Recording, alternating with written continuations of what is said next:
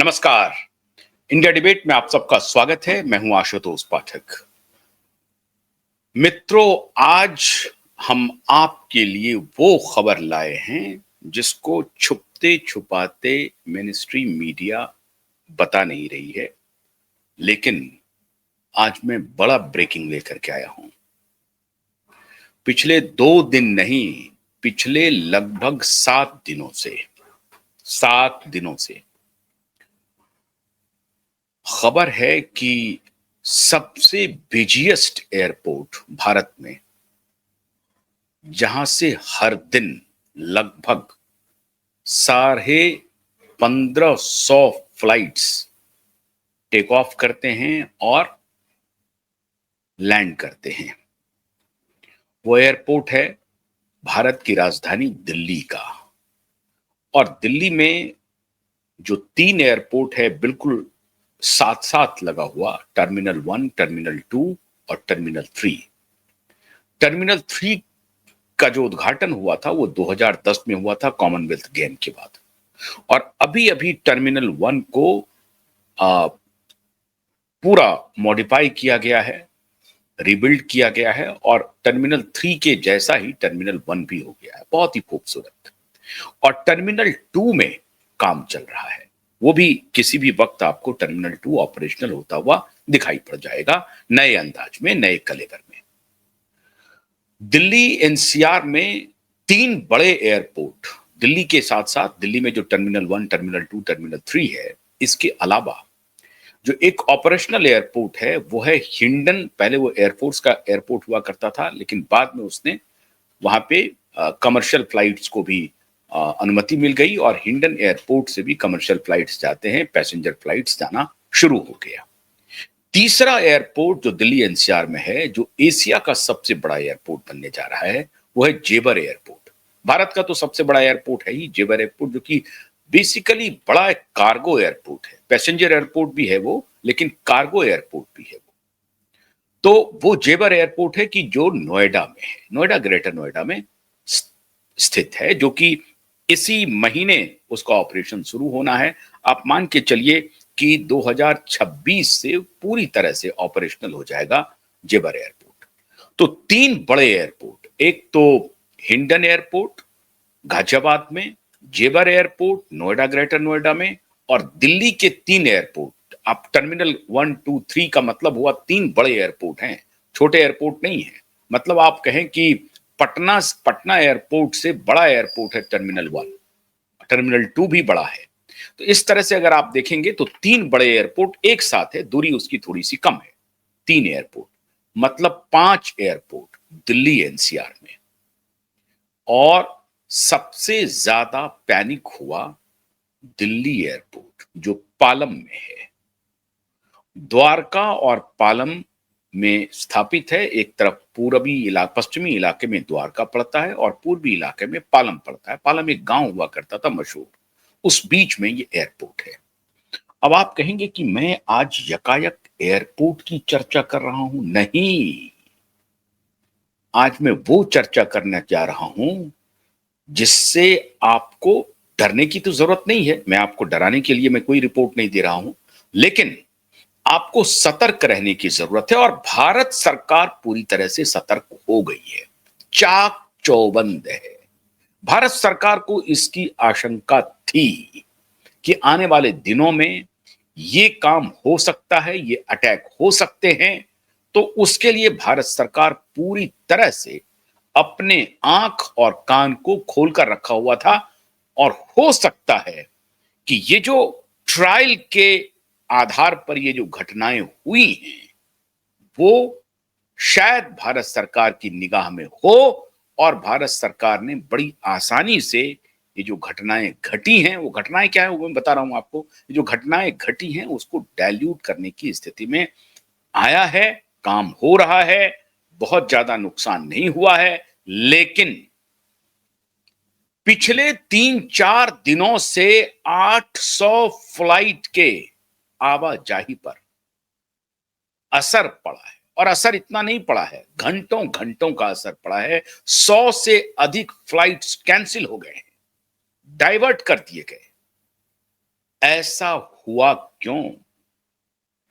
बिहार में चुनाव चल रहा है, पश्चिम बंगाल में चुनाव होने हैं, बहुत ही वोलाटाइल सिचुएशन है भारत में, और बिहार चुनाव को लेकर के प्रत्येक दिन कैबिनेट मिनिस्टर, स्टेट मिनिस्टर, सबका दौरा लगा हुआ है बिहार चुनाव को लेकर के।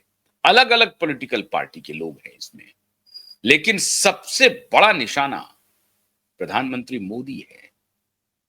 वीवीआईपी जब मूवमेंट होता है तो एयर ट्रैफिक कंट्रोल विशेष प्रावधान करता है, उनका फ्लाई जोन पूरी तरह से सैनिटाइज होता है। लेकिन क्या कोई चूक हुई है? क्या बहुत ही सोच समझ करके ये अटैक हुए हैं, या ये ग्लिच है? ये एक नॉर्मल टेक्निकल ग्लिच है जिसके बारे में पहले ही एक एजेंसी ने सरकार को जुलाई माह में, जून में एयर क्रैश हुआ था, आपको याद है, जुलाई महीने में जो इंटरनेशनल ट्रैफिक ऑपरेटर एजेंसी करके है, उस एजेंसी ने संदेह व्यक्त किया था कि हमारे कुछ सिस्टम्स में अपडेट करने पड़ेंगे, और डीजीसीए को इसकी जानकारी थी, डीजीसीए इस पर काम भी कर रहा था। लेकिन वो घटना घट गई, और जो घटना घटी है वो छोटी घटना नहीं है, वो बहुत बड़ी घटना है। इस तरह का काम तो भारत पाकिस्तान बॉर्डर पर किया गया था, और कुछ वॉर जोन जैसे कि यूक्रेन रसिया के बॉर्डर पर हुआ है, वहां होता है। क्या हुआ है? एक सिस्टम होता है automatic message switching system, AMSS, उसमें खराबी आ गई। ये ऑटोमेटिक मैसेज स्विचिंग सिस्टम है क्या, और जो साइबर अटैक हुआ है वो साइबर अटैक है या नहीं है, अभी सरकार इसे कंफर्म नहीं कर रही है। डीजीसीए कह रही है कि ये सामान्य टेक्निकल ग्लिच है। लेकिन जीपीएस स्नूफिंग एक शब्द है, इसका बड़ा इस्तेमाल हुआ था वॉर, जब भारत पाकिस्तान के बीच में ऑपरेशन सिंदूर चल रहा था, और आप यूएस यूक्रेन के रसिया यूक्रेन के बीच में जो वॉर चल रहा है, उस बॉर्डर पर भी इसका यूज हुआ था। ये जीपीएस स्नूफिंग क्या है? जीपीएस स्नूफिंग है कि ये जो ऑटोमेटिक मैसेज स्विचिंग सिस्टम है, जिसके माध्यम से एयर ट्रैफिक कंट्रोल को और पायलट्स को, क्रू मेंबर्स को, फ्लाइट के क्रू मेंबर्स को, जो वाइटल क्रू मेंबर्स है उसमें मोस्टली पायलट्स को, ये संदेश आते रहता है, और वो एडवांस भी आता है, 24 घंटे पहले भी संदेश आते रहता है कि कौन सा फ्लाइट कहां है, उसका शेड्यूल क्या है, कितने बजे वो टेक ऑफ होगा, कितने बजे वो लैंड करेगा। और इसका जो मैसेजिंग है वो इतना, उसकी एक्यूरेसी इतनी जबरदस्त होती है कि वो 15 किलोमीटर के आसपास की एक्यूरेसी होती है। यही मैसेजिंग जो होता है, जिसको आप ऑटोमेटिक मैसेज स्विचिंग सिस्टम कहते हैं, वो ऑटोमेटिक हो जाता है। किसी भी फ्लायर पायलट्स को जो फ्लाई कर रहा है हवा में, उनको और एटीसी को, एयर ट्रैफिक कंट्रोल को, ये मैसेज आते रहता है कि कौन सा फ्लाइट हवा में कहां पर है, अपने गंतव्य स्थान से वो कब, कितनी दूर है, और जहां से वो उसका डिपार्चर हुआ है वो कितना पहले उसने छोड़ा है, और उसकी स्थिति अभी क्या है। ये सब की जो सूचना आती रहती है उसको AMSS कहते हैं, जिसका फुल फॉर्म है automatic message switching system. AMSS को अगर हैक कर दिया जाए, मैं उसको कंप्यूटर के शब्दों में कह रहा हूं, अगर उसको ब्लॉक कर दिया जाए या उसमें कोई फॉल्ट आ जाए, तो उसी को कहते हैं जीपीएस स्नूफिंग।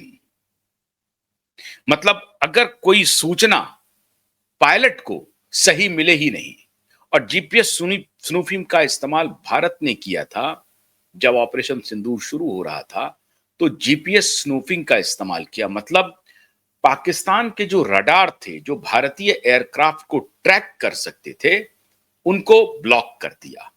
मतलब उनकी जो ट्रैकिंग कैपेसिटी है या ट्रैकिंग जो कैपेबिलिटीज है, उसको ये जो जीपीएस स्नूपिंग है उसने उसको ब्लॉक कर दिया। अब वो उसका रडार सिस्टम जो है भारत के एयरक्राफ्ट को पकड़ नहीं पा रहा है कि कौन सा, भारत ही नहीं, उस जोन में कोई भी एयरक्राफ्ट अगर फ्लाई कर रहा है तो वो रडार से बाहर हो रहा है। रडार कुछ भी सिग्नल कैच नहीं कर रहा है कि उनके जोन में कौन सा फ्लाइट फ्लाई कर रहा है, पैसेंजर फ्लाइट है या डिफेंस फ्लाइट है, एयरफोर्स की फ्लाइट है, कुछ भी उनको पता नहीं चल रहा है क्योंकि उसके सिस्टम को आपने जैम कर दिया। और इसी को कहते हैं जीपीएस स्नूपिंग। और अगर ये जैम मान लीजिए 1 मिनट के लिए हो जाए, 2 मिनट के लिए हो जाए, तो बवाल मच सकता है। कुछ सेकंड के लिए भी हो जाए तो बवाल मच सकता है। और इसकी सबसे बड़ी परेशानी यह है कि जब आप जीपीएस स्नूपिंग करते हैं तो ये जो ऑटोमेटिक मैसेज स्विचिंग सिस्टम है वो जाम हो जाता है या गलत सिग्नल भेजना शुरू कर देता है। मतलब वो अपना संतुलन खो देता है। जैसे मान लीजिए कि कोई फ्लाइट जो है वो दिल्ली से मुंबई के लिए चला, अब उसको ये ऑटोमेटिक मैसेज स्विचिंग सिस्टम से मैसेज लगातार आ रहा है कि अब आप मुंबई से इतनी दूरी पर हैं। यकायक फ्लाइट पायलट को ये मैसेज मिलने लगे कि आप मुंबई से अभी 2000 किलोमीटर दूर हैं, तो परेशान हो जाएगा। करे अभी तो हम चले हैं, 2000 किलोमीटर तो दूरी है भी नहीं। नॉटिकल माइल्स में उसको इवेलुएट करते हैं, जो एयर माइल्स है, तो इतना नॉटिकल माइल्स माइल्स तो हम अभी आए भी नहीं, अभी तो हम टेक ऑफ ही नहीं किया और दिल्ली मुंबई की दूरी ही नहीं है इतनी। उसकी गड़बड़ियों का जो स्केल है वो 2500 किलोमीटर तक हो सकता है, 0 to 2500 किलोमीटर। मतलब गलत मैसेज में 2500 किलोमीटर तक का गलत मैसेजिंग हो सकता है। आप इसी से अंदाजा लगा लीजिए कि पायलट की स्थिति क्या होगी। अगर, क्योंकि पायलट ऐसा नहीं है कि जो ऊपर में चल रहा है और नीचे देख रहा है कि हाँ भाई हम अब फलाने जगह पहुंच गए हैं, बड़ौदा क्रॉस कर गए हैं या सूरत क्रॉस कर गए हैं, अब ऐसे करके देख रहे हैं। वो मैसेज से ही उनको पता चलता है कि हम बड़ौदा क्रॉस किए हैं या सूरत क्रॉस किए हैं, या उस जोन उस एयर एयर ट्रैफिक पे जो जो पाथ है, उस पाथ पे जो जो सिटीज आ रहा है या जो लोकेशन है उसके बारे में उसको बताया जाता है। तो कोई पायलट जो है नीचे झांक करके देखता नहीं है। मतलब आप गाड़ी नहीं चला रहे होते हैं रोड पर कि हम आप दिल्ली से पहुंच गए हैं पलवल, और पलवल दिखा हुआ दिखाई पड़ रहा है आपको। आपको टेक्निकली एक मैसेज आता है जो सिग्नल भेजता है आपको, उसी मैसेज को आप रीड करते हैं, उसके हिसाब से आप चलते हैं कि भाई अभी मैं सूरत में हूं और इतने घंटे के बाद मैं मुंबई लैंड करने वाला हूं। एग्जैक्ट टाइमिंग वो शो करते रहता है, 1 सेकंड का भी डिफरेंस नहीं होता है। ये ऑटोमेटिक मैसेज स्विचिंग सिस्टम जो है उसमें 1 मिनट का भी डिफरेंस नहीं होता है। और अब उसके बाद भी फ्लाइट डिले होता है तो उस वहां पर फिर मैनुअली उसको फिर हैंडल किया जाता है कि भाई थोड़ा फ्लाइट डिले हो रहा है तो आपको हवा में चक्कर लगाना पड़ेगा। मतलब आप गंतव्य, उसकी भी मैसेजिंग होती रहती है। ऑटोमेटिक मैसेज जो स्विचिंग सिस्टम है वो भी आपको मैसेज करते रहता है कि आपको इतने देर तक फ्लाई करना है, यहां पर आप फ्लाई कर रहे हैं, चक्कर लगा रहे हैं, कितने मिनट में आपको रूट क्लियर मिल सकता है। ये सबकी मैसेजिंग का जो सिस्टम है that is called AMSS, automatic message switching system. और उस ऑटोमेटिक मैसेज स्विचिंग सिस्टम को जाम कर दिया गया, जैम हो गया पूरी तरह से। जैम कह लीजिए या वो गलत सिग्नल भेजना शुरू कर दिया। जो जीपीएस स्नूफिंग होता है उसका काम यही होता है कि इस तरह के सिस्टम को या तो हैक कर दो, जैम कर दो, या फिर वो गलत मैसेजिंग उससे शुरू करवा दो। तो ये जो ऑटोमेटिक मैसेज स्विचिंग सिस्टम है ये गलत मैसेज भेजना शुरू कर देता है। मतलब जैम होने के बजाय कि सिग्नल रिसीव ही नहीं हो रहा है, ऐसा नहीं करता है, बल्कि वो गलत सूचना देता है। ये और भी खतरनाक है, ये और भी खतरनाक है। अगर कोई सिग्नल नहीं मिले वो तो खतरनाक है ही है, ये और भी खतरनाक है कि आप एक साथ हवा में क्योस कर सकते हैं। मतलब अगर मान लीजिए कि एक साथ फ्लाइट दिल्ली, और वो उसका एरिया, अभी मैं सारी बात बताता हूं आपको कि वो अगर मान लीजिए कि दिल्ली के 15 किलोमीटर के रेंज में जीपीएस स्नूपिंग हो गया है, जैसा कि अभी कहा जा रहा है कि दिल्ली के 15 किलोमीटर रेंज में जो द्वारका वाला रेंज है, वहां पर जीपीएस स्नूपिंग की खबरें हैं। अगर जीपीएस स्नूपिंग हुई है, मतलब उस इलाके में एक प्रकार से वहां तक पहुंच गया है और वहां से ये ऑटोमेटिक मैसेजिंग सिस्टम को हैक किया गया है या उस पर अटैक किया गया है, जहां से ये गलत सिग्नल भेजना शुरू कर दिया। तो अगर आपने गलत सिग्नल भेजना शुरू कर दिया, जो दिल्ली आने वाली है और दिल्ली से जाने वाली फ्लाइट जो है, उसकी उसको सूचनाएं उसको गलत मिलनी शुरू होगी। उसको लग रहा है कि मैं पुणे में हूं, किसी को लग रहा है कि मैं जयपुर के पास हूं, कोई कह रहा है कि हम लखनऊ के पास हूं। तो हवा में ये पूरा क्योस हो सकता है। वही हुआ पिछले 3-4 दिनों से दिल्ली के अंतर्राष्ट्रीय हवाई अड्डे पर। वही सब कुछ देखने को मिला मित्रों, पूरा का पूरा केओस हो गया और फिर इसको मैन्युअली हैंडल किया जाने लगा। और मैन्युअली हैंडल करने में ये 4 गुना टाइम लेता है। जो ऑटोमेटिक मैसेजिंग स्विचिंग सिस्टम जितना क्विकली आपको रिस्पॉन्ड करता है, उससे 4 गुना अधिक समय लगता है मैन्युअली आप किसी को फोन, जो वायरलेस सिस्टम से जब आप उसको मैसेज भेजते हैं, मैन्युअली जब मैसेज भेजते हैं 1 एंड 1 B2B करके, कि एक फ्लाइट मान लीजिए दिल्ली से मुंबई चल रही है, तो वहां एक इंसान मैन्युअली उसको मैसेज कर रहा है कि भाई इतनी दूरी पर आप हैं, आपका ये टेक ऑफ होगा, इसको देख लीजिए। तो वो जो कम्युनिकेशन होता है, उसका जो वक्त है वो 4 गुना अधिक लेता है। अगेन ये टायरसम है और डिफिकल्ट है, क्योंकि उसको फिर रीएडजस्ट करना पड़ता है टाइमिंग को, कि भैया हमको तो थोड़ा लेट से मिलेगी सूचना, अब अगली जो सूचना आएगी वो भी लेट से मिलेगी, तो उसके हिसाब से हम इतने देर तक का जो फ्लाई जोन है, जब तक हमको कोई सूचना नहीं मिलती है तब तक हमें टिका रहना पड़ेगा। तो उसको इमीडिएटली, उसको जो ऑटोमेटिक सिस्टम है उससे मैनुअल में शिफ्ट होने के लिए बहुत सारे स्किल की जरूरत होती है। और वो फ्रिक्शन ऑफ सेकंड में इन सारे स्किल्स को, पायलट्स को, एयर ट्रैफिक कंट्रोल को, दोनों को मैच करना पड़ता है।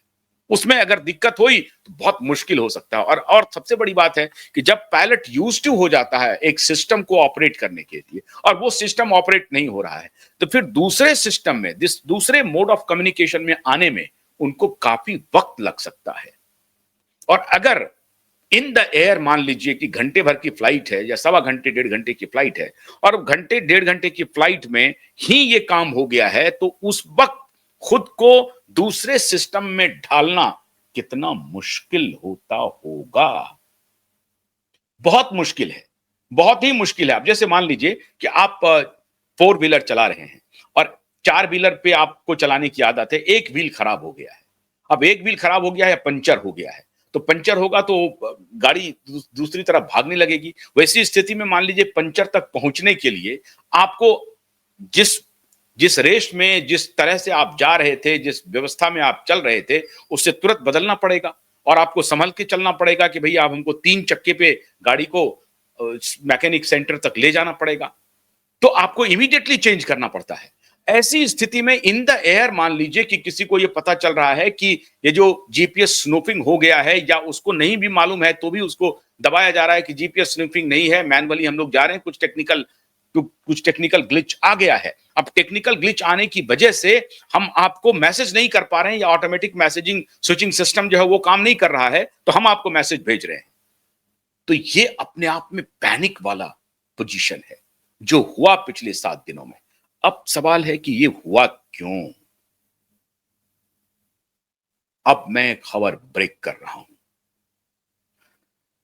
हमारी इंटेलिजेंस एजेंसी चाक चौबंद है। ऑपरेशन सिंदूर के बाद से ही ऐसा कयास लगाया जा रहा था कि भारत में इस तरह की घटनाएं देखने को मिल सकती हैं, और उसके सबसे बड़े वल्नरेबल पोजीशंस में अगर कोई मोड ऑफ कम्युनिकेशन है तो वो एयर कम्युनिकेशन है।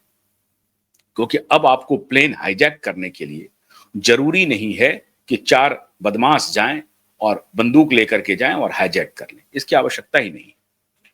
अगर आपने जहां से यह सिस्टम ऑपरेट हो रहा है वहां आपने कुछ खेल कर दिया, तो समझिए कि सारे प्लेन हाईजैक हो गए, सारे जगह क्योस मच गया, और फिर पता नहीं क्या होगा। प्लेन क्रैश तक की नौबत आ सकती है, जो बेहद खतरनाक है मित्र, बेहद खतरनाक। इसलिए टेक्नोलॉजी, और ऐसी टेक्नोलॉजी जिस टेक्नोलॉजी पर लाखों हजारों लोगों की जान एक साथ टिकी हुई हो, उस टेक्नोलॉजी को कितना फुल प्रूफ होना है और उसे कितना अपना होना है, ये बेहद महत्वपूर्ण है। अगर वो टेक्नोलॉजी विदेश की है, उसका सारा सारा डेटा विदेश में है और उन्हीं से हम ऑपरेट हो रहे हैं, तो आप समझिए क्या हो सकता है, किन हाथों हम खेल रहे हैं। भारत सरकार इस दिशा में लगातार काम कर रही है और अपनी टेक्नोलॉजी को धीरे धीरे इंस्टॉल करती जा रही है। और इसीलिए मैंने आपको कहा था कि जो माइक्रोसॉफ्ट ऑपरेटिंग सिस्टम है ना, इसको जल्द से जल्द भारत से जाना पड़ेगा। भारत को अपना ऑपरेटिंग सिस्टम करना पड़ेगा। भारत उस पर काम भी कर रहा है, लेकिन भारत में भी क्या ऐसे सांप हैं जो हमें डस सकते हैं, जिसमें भारतीयता का भाव नहीं है? आखिर इतनी बड़ी घटना हुई कैसे?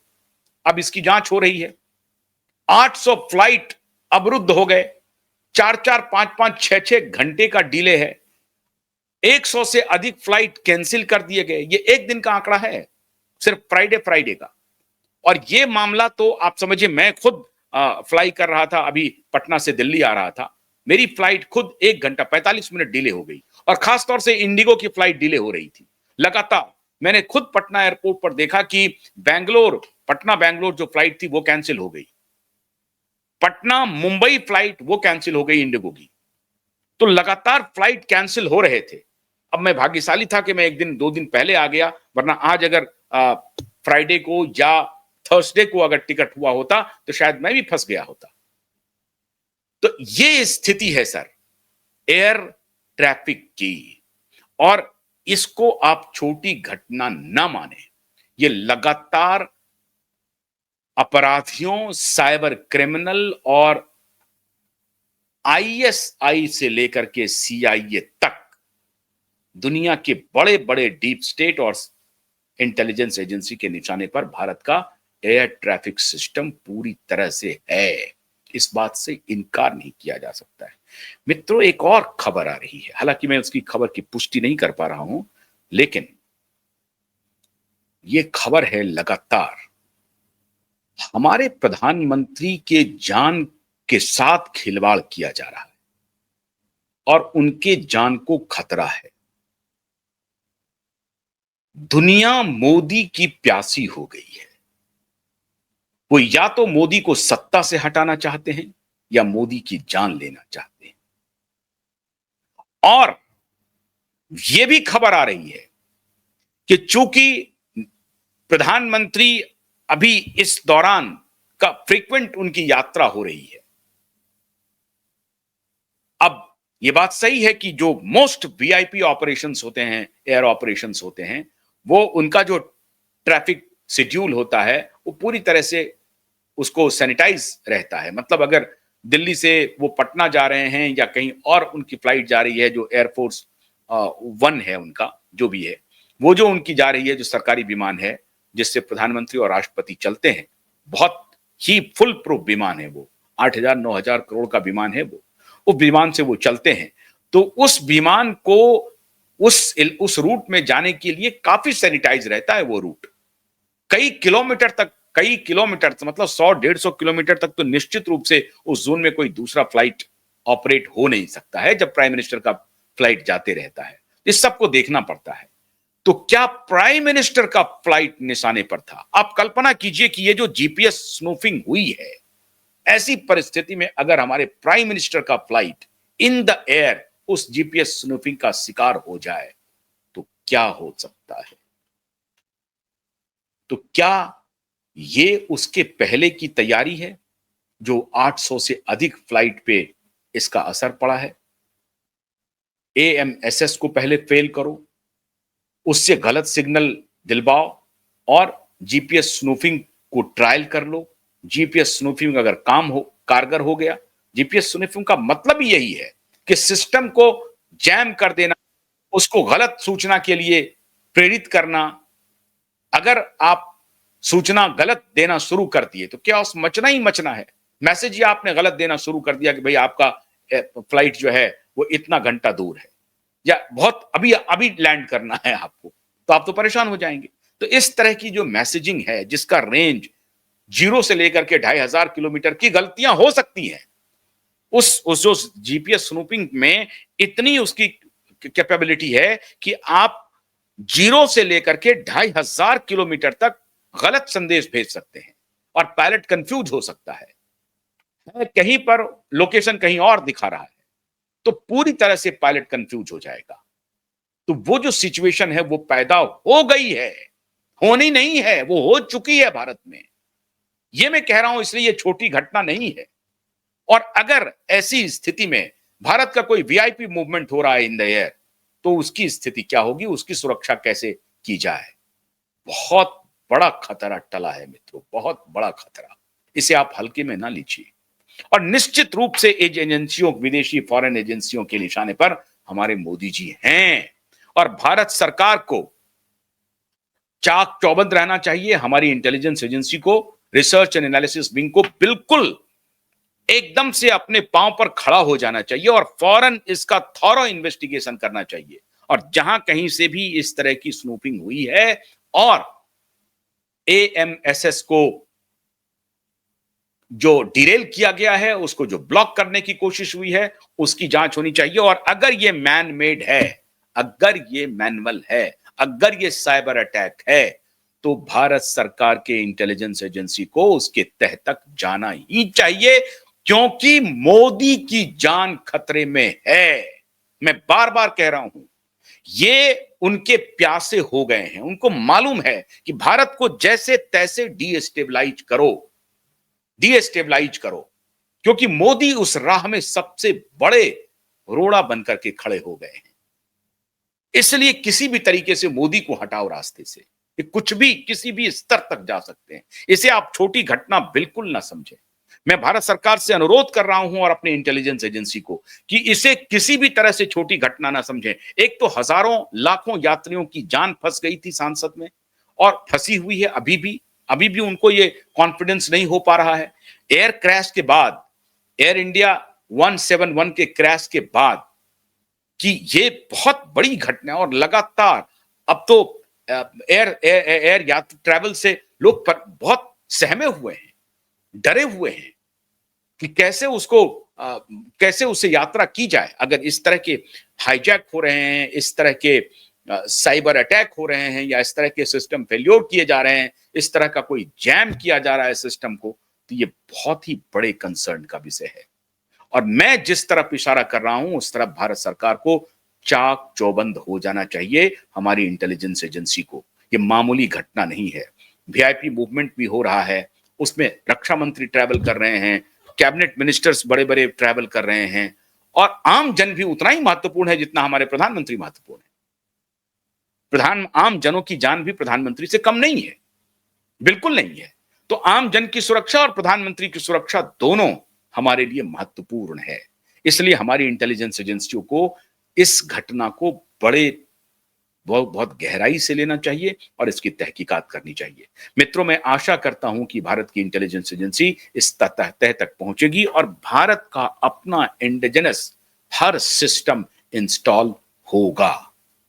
इंडिजिनस, जिस पर हमें खुद भरोसा हो, हम विदेशी टेक्नोलॉजी पर ना रहें। अब वक्त आ गया है जब हमें अपने इंडिजिनस टेक्नोलॉजी पर डिपेंडेंट होना ही पड़ेगा।